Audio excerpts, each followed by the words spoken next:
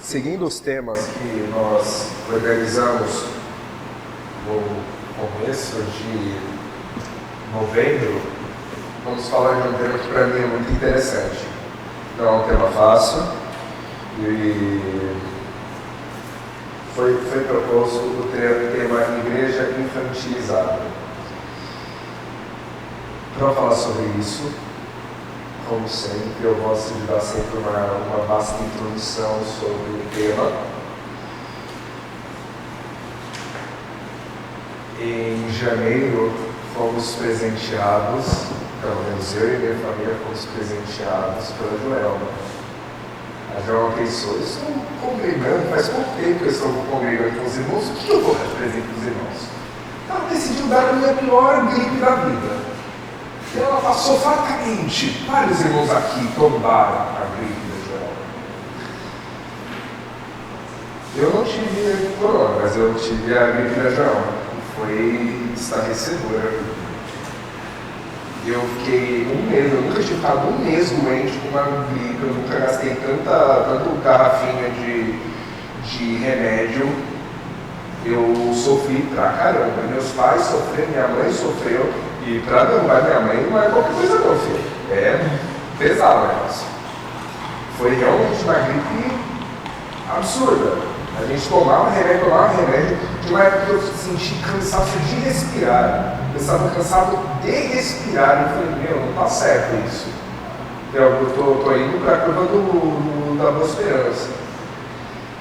O que não é um problema. Eu pelo menos tenho certeza para onde eu vou. Então isso não é um problema, mas a situação que eu estava vivendo estava muito ruim. Fiquei um mês muito doente. A filha do Léo ficou doente nessa época e quem trouxe a doença também foi a Joelma.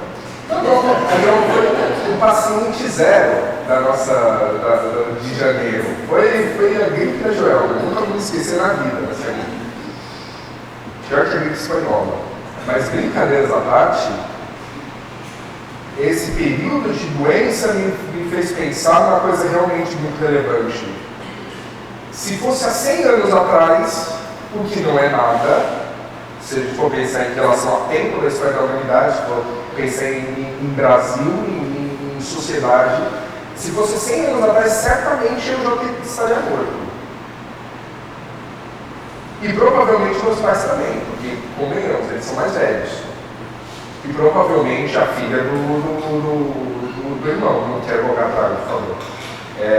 Mas sem os remédios que me socorreram nesse momento, naquele momento, eu teria tombado. E provavelmente metade das pessoas teria tombado, mas a Joelma não, porque ela era paciente zero e ela queria passar por todo mundo. Nós vivemos uma época de muita prosperidade, glória a Deus por isso. Nós vivemos uma época em que nós temos coisas, a humanidade nunca teve revoluções tão rápidas na sociedade como teve esse no período atual.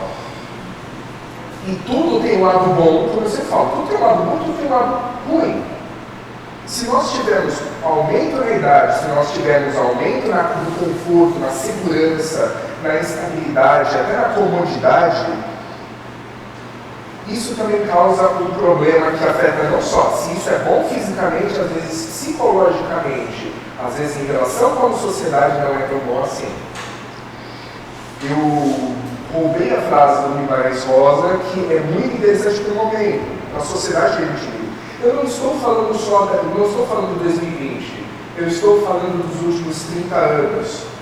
Mas a frase é muito inspirativa. Até o animal satisfeito dorme. Eu já ouvi essa frase e eu acho que é mais impactante. Até o leão satisfeito dorme. Até a criatura mais feroz, mais forte, mais pujante, quando ela está satisfeita, ela se senta. E o problema é se existe uma benesse, se existe muita coisa boa pelas comodidades que nós recebemos, por outro lado, existe o desafio.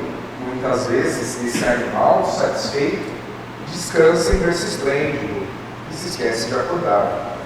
Nós somos frutos de muitas gerações.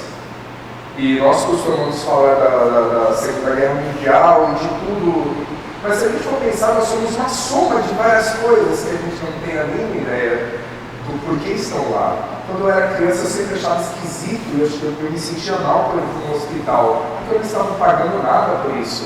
Eu falei, mas quem está pagando por isso? E minha mãe, ela sempre me ensinou a dar muito valor para a escola dos professores, porque a gente não estava pagando nada por isso. Mal sabia eu que era uma estrutura que já existia, que impostos são pegos, são pagos, e nós vemos como a sociedade ela vive de uma forma que eu pego um papel, e que às vezes eu não preciso mais do papel, eu pego um celular, eu vejo um valor lá, e provavelmente esse valor está na minha conta. Só que quando eu vou ver ele, para falar a verdade, não está na minha conta, o banco está emprestando o meu dinheiro para que ele receba juros, que provavelmente eu vou pegar emprestado para pagar mais tarde para ele. Veja o tamanho da sala que a gente vive. Toda essa estrutura nós estamos acumulando. E é um benefício de gerações que nós vivemos. Isso causou reflexos na sociedade. Nós vivemos numa sociedade que gosta do luxo, que gosta do prazer. Antes não se gostava do prazer? Não, antes não existia prazer. Não o prazer que nós temos de viver hoje, no colchão que nós vivemos, de fechar a porta e saber que ela não vai ser arrombada. E coisas simples que a gente fala, como o direito da mulher de ser socorrida. Até 100 anos atrás, se algum homem provavelmente espancasse uma mulher dentro de casa, ficava dentro de casa mesmo. 50 anos atrás, se a gente fosse falar, não existia telefone, como é que a gente ia pedir socorro se alguém passasse mal? Se alguém tivesse um ataque cardíaco, como íamos chamar o SAMU? Para falar a verdade, não existia sistema público universal até pouco tempo. Até mais de 30 anos atrás não existia sistema público de saúde. Tinha sistema público que trabalhava. Ou seja, o autônomo estava na roça. Eu sou um autônomo, eu estaria na roça. Tivesse qualquer dor de cabeça. Se a gente for pensar, a comodidade de você pedir comida, que começou há quanto? 5 anos atrás, mas como ela é importante hoje, quantos negócios são abertos para isso? Nós vivemos uma sociedade que foi refletindo nessas comodidades. Essas comodidades nos causaram internamente, e como o cérebro se acostuma com o conforto, como é gostoso e como a gente se habitua às coisas boas, mas como é difícil voltar para as coisas ruins. Através dessas mudanças, algumas pessoas, alguns pensadores, não da igreja, mas da academia mesmo, eles vêm pensando quais são os efeitos de tanta coisa boa na sociedade. E um professor muito interessante, ele é de uma universidade de Israel, ele propôs esse conceito. Existem vários conceitos sobre como você pode observar a sociedade. O conceito que ele apresenta da sociedade contemporânea é de uma sociedade infantilizada. Com certeza, a gente pode falar que a igreja é isolada do mundo, e eu espero que a igreja realmente seja, mas algumas características daquilo que nós crescemos e desenvolvemos acabam refletindo. A igreja de hoje, apesar de nós seguirmos, e eu tenho certeza disso, a gente acredita na mesma coisa que as pessoas há 50 anos atrás, a gente adora diferente, a gente se veste diferente, a gente usa recursos diferentes. O projetor é um exemplo disso. O microfone é um exemplo disso. Como era feito antigamente, há 100 anos atrás, quando não existia microfone? Como os padres faziam há 1000 anos atrás? Tudo mudou. A história mudou. E isso também mudou a igreja. Mas antes de falar da igreja, a gente precisa entender o conceito.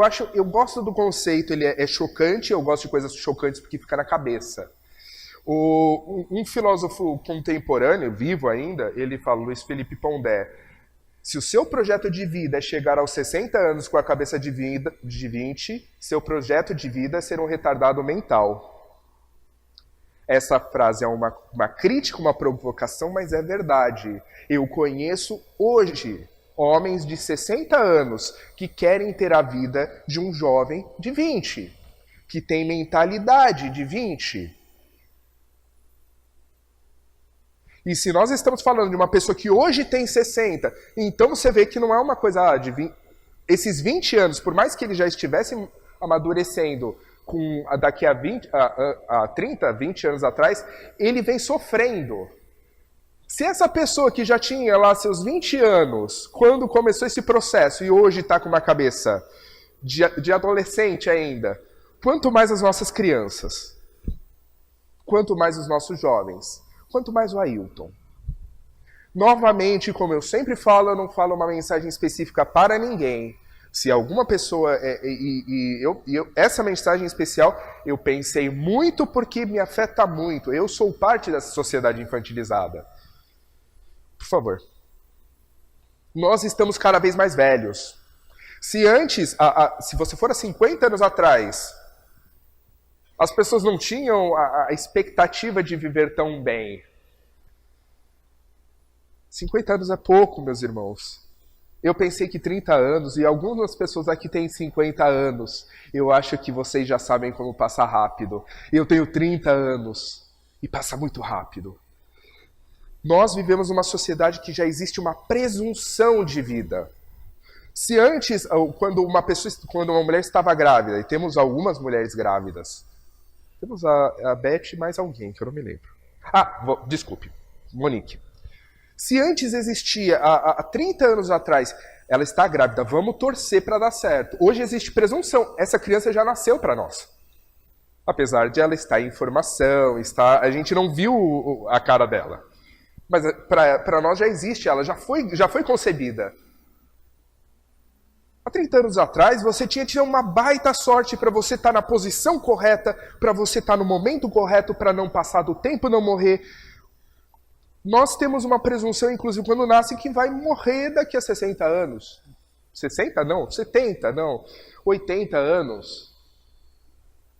Então, pela primeira vez, o ser humano conseguiu a potencialidade de atrasar seu próprio crescimento.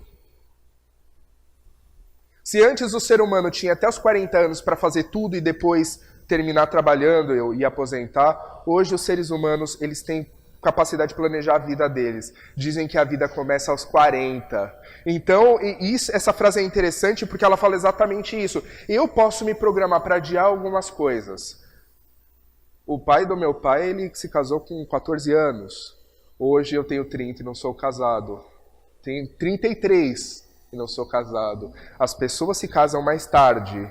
As pessoas, se antes você primeiro casava para depois você conseguir os bens, hoje as pessoas querem conseguir bens e depois casar.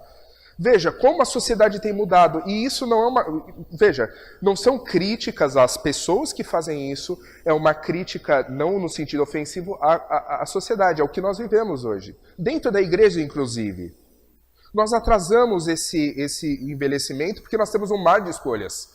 A gente apresenta um jovem com 18 anos, olha, você já terminou o ensino médio, faça uma faculdade. Você pode fazer desde zootecnia até engenharia nuclear. Como se alguém com 18 anos tivesse essa capacidade. Então nós postergamos as coisas.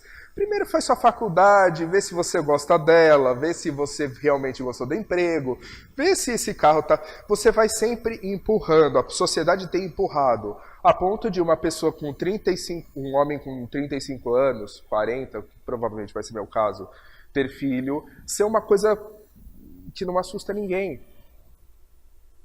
Agora imagine há 30 anos atrás, não é muito tempo. Se um cara tivesse filho com 35 anos, o homem tudo bem, mas a mulher seria quase impossível, era um milagre de Jesus, literalmente. E por causa disso, nós temos criado uma sociedade irresponsável. E o infantilização vem de irresponsabilidade. Eu vejo que é muito, muito costumeiro a gente fazer competição entre as crianças e todas as crianças são vencedoras. Desde pequeno nós apresentamos às crianças, olha, não importa o que você fizer, você sempre vai ser vencedora. A gente sempre tenta dar o ensino. E isso não é um problema. É bom nessa fase. Não é uma crítica às crianças. O problema é que as crianças crescem. Quem me dera que... E eu acho que é por isso que os cachorros, aqueles Yorkshire e cachorro pequenininho, faz tanto sucesso. Porque eles dão a impressão de que eles não crescem, são sempre criancinhas. Mas as crianças crescem e se tornam jovens. E a gente ensina para os jovens que eles têm direito à felicidade. Você sempre foi uma vencedora desde criança, agora você tem direito à felicidade. Se ele tira a nota vermelha, a culpa não é dele por ter tirado uma nota vermelha. Provavelmente a escola que é uma porcaria, que deveria ter ensinado. Eu tinha uma professora, e eu gosto desse exemplo porque é muito enigmático. Eu tinha uma professora que errava o português. Ela dava aula de português, ela errava o português. E eu reclamava com minha mãe nunca desacertou essa professora. Mas hoje em dia parece, e eu converso com o Rafael especialmente, que ele é professor, ele mostra o quanto que os pais têm sempre o filho como certo, como um jovem de 15 anos que não conhece nada da vida está certo e um profissional que está há 300 anos dando aula está errado. Quem é ele? E olha o elemento de autoridade. E uma coisa que, olha, o Mackenzie foi muito ruim em muitas coisas, mas ele me ensinou muito bem que a autoridade é do professor. Eu nunca consegui questionar o professor e ninguém, a turma inteira de uma faculdade pagante, não conseguia. Mas eu vejo que é uma cultura que se torna cada vez mais próximo. Não é só o pai que está errado, mas a escola, vendo que dá problema, que a criança, coitadinho, o jovenzinho, vai desistir. Não, todo mundo passa. Não precisa de mérito. Todos são vencedores, por mais que você não tenha estudado, por mais que você não saiba a matéria. Todos são vencedores. Parabéns para você. Porque senão... Se esse menino reprovado, se essa criança de 15 anos que pode ter filhos e ter a idade do que meu avô casou, se essa criança for reprovada, vai sofrer um trauma na vida dela. Por causa disso, a sociedade, e quando esse jovem chega, porque tudo foi fácil, porque papai colocou a mão na cabeça em todos os momentos. E também é culpa dos pais nisso. Mas chega para o vestibular não coloca a mão na cabeça. E a vida começa... E daí, finalmente, o que deveria ter sido um jovem formado para ser adulto, ele não se torna adulto. Porque primeiro vem o vestibular vai falar, não, você não vai entrar na Universidade de São Paulo. Por causa de 200 japoneses eu não entrei. Daí vem uma questão da sociedade interessante. A culpa nunca é sua. A culpa são dos japoneses que estudaram. E a gente coloca alguns paradigmas. Ah, não, a culpa é porque ele estudou. O cara é nerd, por isso que ele passou. Não é a culpa sua. A culpa não é sua por ter feito um exame em que todos estavam na mesma condição. Ah, ele fez escola pública. Em época de Google, será que existe realmente? Desculpa. Só que daí não acontece apenas nisso. A pessoa faz uma faculdade, ótimo. Daí começa a vir um chefe chato. E para falar a verdade, todo chefe bom é chato. Porque todo chefe bom cobra. E o problema é o chefe. Então começa uma pessoa que não tem nem capacidade de resistir aos traumas de levar na cabeça. Porque convenhamos, chefe é chato, sim. Mas por algum motivo. Alguém o colocou lá. Na dificuldade acabam se frustrando. A culpa é sempre do japonês nerd. A culpa é sempre do chefe que não entendeu o que eu quis fazer. Eu fiz o meu melhor, mas ele não entendeu. Porque afinal, se meu pai entendia, ou se meu pai não estava nem aí, se eu fizesse, tava bom, por que meu chefe agora vai querer levantar a voz para mim? E nisso surge desistência. E a geração mais preparada da humanidade se torna menos preparada para a vida real. O que é um contrassenso, mas é uma prática que eu acho que vocês conseguem entender. Nós temos mais conhecimento hoje do que qualquer sociedade que já existiu. E eu não preciso comparar com a Suíça, a Noruega. Eu estou falando do Brasil. Compare qualquer sociedade hoje do Brasil que nós vivemos, ele tem muito mais preparação do que os Estados Unidos há 50 anos atrás, quanto mais 100, 500, 600 anos. Como nós somos desenvolvidos, preparados física, psicologicamente, em relação à saúde, a viver muito, a saber muito. Mas como essa prática está faltando ainda hoje? Eu ouço e eu tenho uma amiga que ela é gerente, ela fala, eu fiz, e isso aconteceu essa semana, eu fiz 20 entrevistas e eu não consegui encontrar ninguém. Eu perguntei, mas, pô, procura ver os currículos. Não, os currículos são ótimos, mas a pessoa, faz a entrevista, dá pra ver que ela não tem, ela não vai resistir à carga de pressão. É muito triste. Mas a mensagem não é uma crítica à sociedade infantilizada. Mas é interessante olhar como essa infantilização pode afetar a igreja. É aí que nós vamos começar a mensagem. Em 10 minutos eu termino. Essa sociedade causa efeitos na igreja. Nós temos muito conhecimento, mas nos falta a prática. É impressionante ver que a igreja ela tem muita gente muito preparada em muitas áreas. Só que por que essas pessoas não praticam? Eu não estou falando nem do evangelismo, a gente já tratou na minha última mensagem sobre evangelismo, eu acho que eu já fui contundente demais. Mas em questões simples, por que a igreja precisa contratar um advogado quando tem um advogado? Por que a igreja precisa contratar um marceneiro quando já existem marceneiros? Por que a igreja precisa de contratar artistas quando a gente tem artistas? Por quê? Porque nós vivemos numa sociedade que é muito bonito. Você ter o diploma, você ter o conhecimento é o suficiente. Não é o suficiente. O que seríamos de nós se o Tesla ou o Edison não tivessem inventado todas as maravilhas que nós vivemos hoje? Eles eram pessoas que não tinham faculdade, mas eles praticavam. Por que nós hoje olhamos com inveja? Ah, não, mas Da Vinci ele era um arquiteto, ele conhecia sobre medicina, ele conhecia sobre engenharia, ele é um cara genial. Porque ele ele explorava o conhecimento. Na igreja, a igreja precisa, e novamente, a igreja não é prédio, a igreja é o grupo de salvos. E não é um grupo de salvos restritos a São Vicente, é o grupo de salvos que vive hoje aqui na terra e que está no céu. Do céu já passaram de ano. Mas nós não. Nós precisamos passar, nós precisamos de excelência. Nós precisamos praticar o que nós temos. Eu conheço muitos irmãos que conhecem sobre TI. Eu estou fazendo TI porque eu preciso trabalhar, a igreja precisa trabalhar melhor com tecnologia da informação. Ah, eu vou ser o melhor do mundo? Tenha certeza que não. Eu sou muito debilitado em matemática. Mas, irmãos, se for necessário, eu faço. Nós precisamos... Por favor, eu não estou falando isso para minha glória. É um incentivo. Você precisa... Tem debilidade aqui? Tem muita debilidade. Tem debilidade você como cristão na sua vida emocional, na sua vida afetiva? Cara, é uma vergonha você... A ladainha de... E desculpe, ladainha não é o termo que é aplicável no caso, mas é triste quando uma esposa não consegue pedir para o seu marido porque o marido, não sei. Vai no YouTube.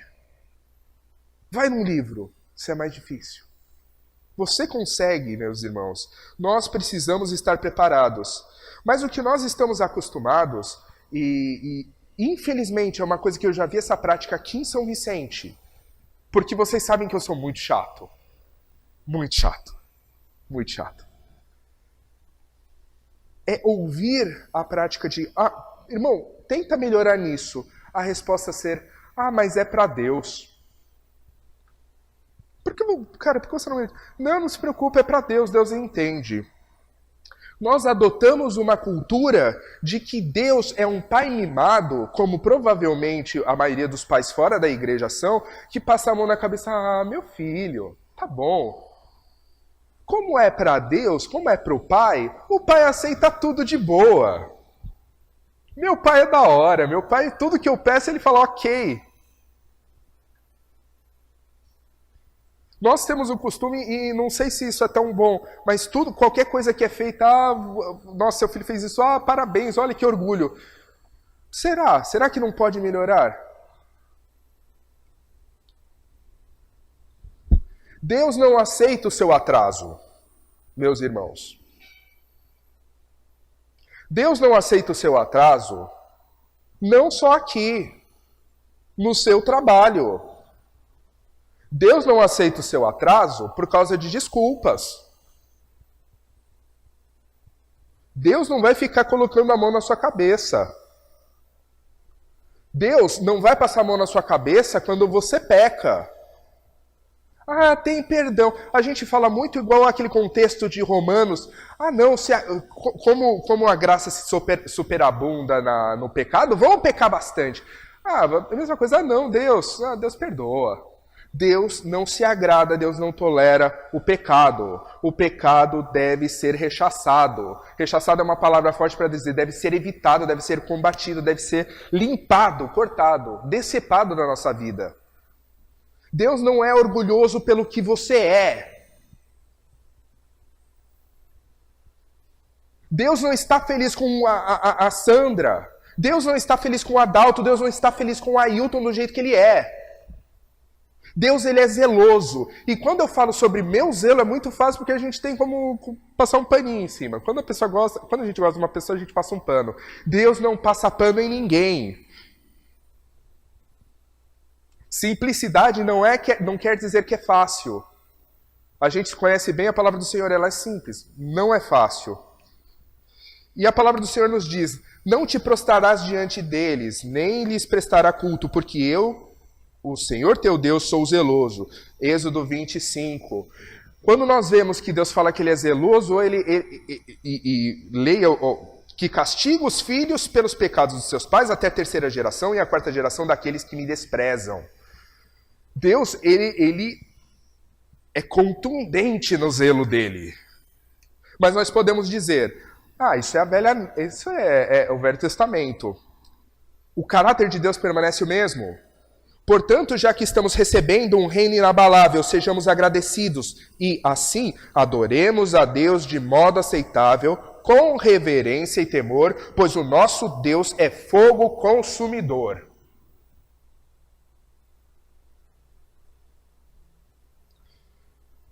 Mas não é mais Velho Testamento. Só que a imagem que nós às vezes montamos de Deus é um Deus camarada que passa a mão em cima da cabeça. O que você fizer tá bom. Pelo menos você fez. Essa é a frase mais infeliz que nós podemos dizer em relação a um cristão. Quer dizer que é pelo menos o que você fez. Desculpa, Deus pode se constituir pedras, filhos de Abraão.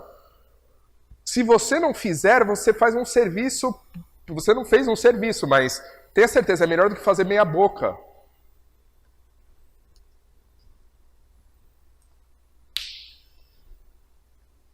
Sua incompetência não é aceitável.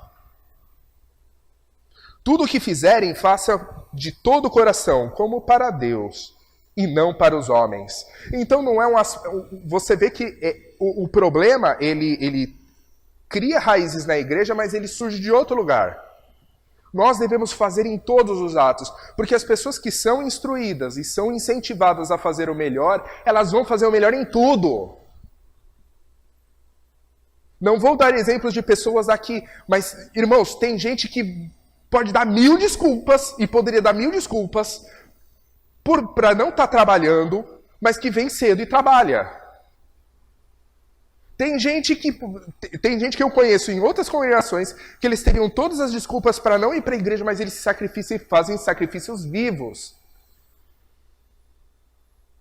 Porque esse é o caráter deles. A pessoa que está acostumada a fazer o melhor, ela vai fazer o melhor de qualquer jeito. Não de qualquer jeito, o modo como ela... Em todas as circunstâncias ela vai fazer. Agora, o que acontece, e infelizmente é a via contrária.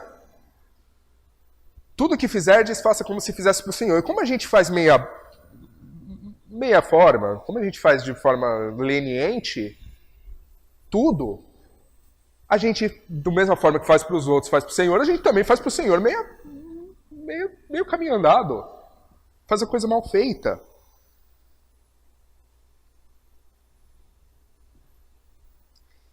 Só que 8 não é 10, irmãos. E nós vivemos numa sociedade que se seu filho tirar 8, você está feliz. Só que, meus irmãos, se seu filho, e hoje não é permitido o trabalho infantil, se seu filho, o único trabalho dele é estudar, e jovens, se seu único trabalho na vida é estudar, e você está tirando 8, quer dizer que 20% você se perdeu. 8 não é 10. Como é que você está satisfeito em perder 20% de algo que é a única função da sua vida?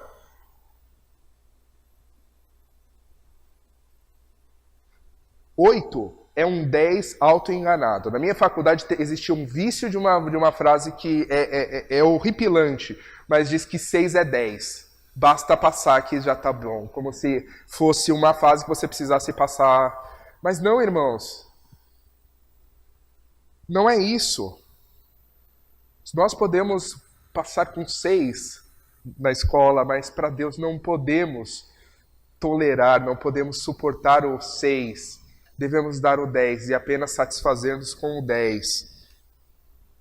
Irmãos, não penso que eu mesmo já o tenha alcançado, mas uma coisa faço, esquecendo-me das coisas que ficaram para trás e avançando as que estão adiante, prossigo para o alvo, a fim de ganhar o prêmio do chamado celestial de Deus em Cristo Jesus.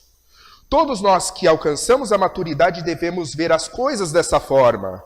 E se em algum aspecto vocês pensam de modo diferente, isso também Deus lhe esclarecerá. Eu gosto muito desse versículo. Ele expressa exatamente uma crítica ao cristão que sofre com essa sociedade infantilizada. Eu mesmo não alcancei, mas eu estou lutando para conseguir. E esse é o grande objetivo. E por isso que é importante nós voltarmos um pouquinho para a mensagem. Deus não está satisfeito com o que você é, Gleide. Mas Deus está satisfeito por você tentar melhorar. Então não existe um bom regente. Existe o regente que está sempre tentando melhorar. Não existe um bom pregador. Existe o pregador que está tentando cada vez mais alcançar a excelência, alcançar o melhor para o seu Deus. Existe o limpador de chão excelente, aquele que tenta limpar aqueles cantinhos, que tenta fazer melhor dessa vez. Vamos tentar algo melhor. Ou simplesmente permanecer com o que está, mas tentar fazer o melhor. Então, nessa escala, e a palavra do Senhor nos fala, não é uma questão de nível de excelência, mas é uma questão de espírito de excelência. De modo que uma pessoa que às vezes gagueja pode dar uma mensagem, pode falar muito melhor do que um pregador profissional. Porque o pregador profissional ele já está acostumado, as técnicas dele está confortável. Às vezes a pessoa que gagueja, você sente a autenticidade do amor. E isso é lindo. A busca pela excelência é o único caminho, porque o nosso alvo, como foi falado em Filipenses, é um só, é Cristo. Quando a gente chegar à semelhança e perfeição de Cristo, está bom. Mas eu acho que aqui ninguém conseguiu, pelo menos eu não diria isso de mim. O cristão tem a dificuldade porque nós vivemos serviços customizáveis. Tudo na vida é customizável. E o que é customizável? É opcional. Eu posso escolher o Netflix, ou eu posso escolher o Amazon Prime, ou eu posso escolher a HBO Go, ou eu posso escolher o YouTube Pro. Eu tenho várias opções de tudo. Se eu for procurar um produto muito específico, vai ter opções. Vão ter marcas, vão ter métodos, vão ter jeitos. E isso nos dá uma impressão de que a religião é a mesma coisa, de que o cristianismo é a mesma coisa. Não o é. Você não consegue montar dentro de si, você não consegue montar dentro da sua prática. Essa exortação, bom, isso eu posso melhorar, isso eu não posso. Isso me dói os ouvidos, eu vou deixar para fora. Isso daqui é bom, vou agregar na minha vida. Vai agregar na minha vida. Eu gosto dessa outra palavra contemporânea. Deus não permite seleção de conteúdos, meus irmãos. E tenha certeza, é igual exercício, pouco de exercício físico que eu fiz na academia me ensinou isso. Quanto mais dói os músculos, melhor é o desenvolvimento. Mais dolorido fica, mais você se torna torneado. Repreensão é um ato de amor, não de vingança. Mensagens que colocam a mão na sua cabeça e falam, olha, Deus te ama. Se você tem alguma dúvida de que Deus te ama, meu irmão, é problema. Ele só deu a única coisa que ele não criou. A única coisa que não foi criada pela palavra de Deus é o próprio Cristo Jesus. E mesmo assim ele deu por nós por amor. Se falta amor aí, então vamos lá. Repreensão, e minha mãe, ela sempre, eu sempre, as pessoas não acreditam, mas minha mãe briga pra caramba. Minha mãe é uma bênção nisso, ela sempre foi um bom exemplo disso. E mesmo assim eu sou mimado, veja como é a dificuldade dos tempos modernos. Quem repreende ama. E Provérbios diz, quem despreza a disciplina cai na pobreza e na vergonha, mas quem acolhe a repreensão recebe tratamento honroso. Quem é repreendido e muda merece glória, meus irmãos. E muita gente aqui, graças a Deus, a gente vai vendo como as pessoas estão subindo, como tem pessoas se desenvolvendo e, poxa, que bacana isso. Essa mensagem não é uma crítica de um juiz falando, olha, vocês estão todos errados. Sim, mas nós podemos melhorar e eu vejo que existe esse processo. Eu mesmo acho que eu faço parte desse processo.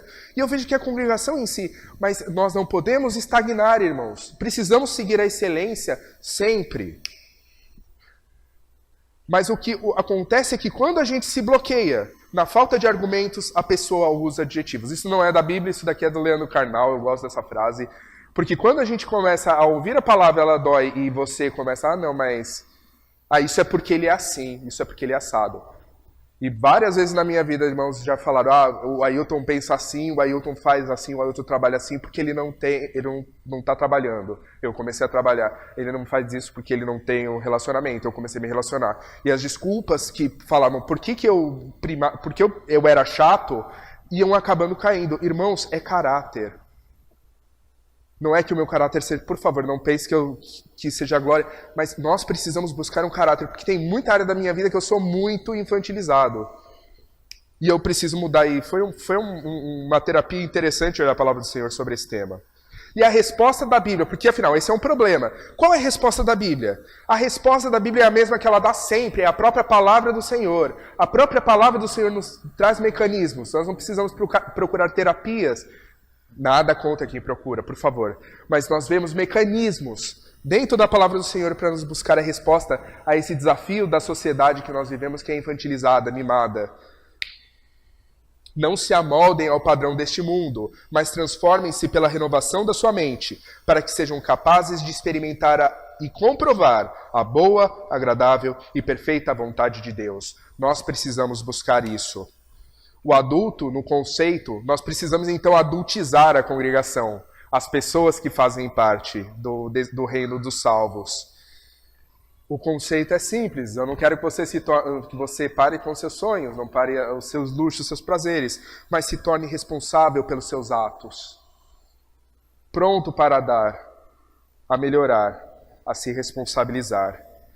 Termino com o versículo, irmãos, deixem de pensar como crianças, é o versículo que nós lemos no começo. Com respeito ao mal, sejam crianças. Mas quanto ao modo de pensar, sejam adultos. Essa é a maior revolução que a igreja pode ter contra o mundo. Tenha certeza. Não vai ser a nossa roupa, não vai ser dizendo a paz de Deus, não vai ser compartilhando versículos. Isso é importante para o evangelismo. Por favor, eu não estou criticando de novo, não é uma crítica a isso. Mas se a igreja for constituída por pessoas que assumam a responsabilidade, que façam o seu melhor, que sejam excelência, não no sentido de um padrão pré-fixado, mas no sentido de serem melhores, serem responsáveis.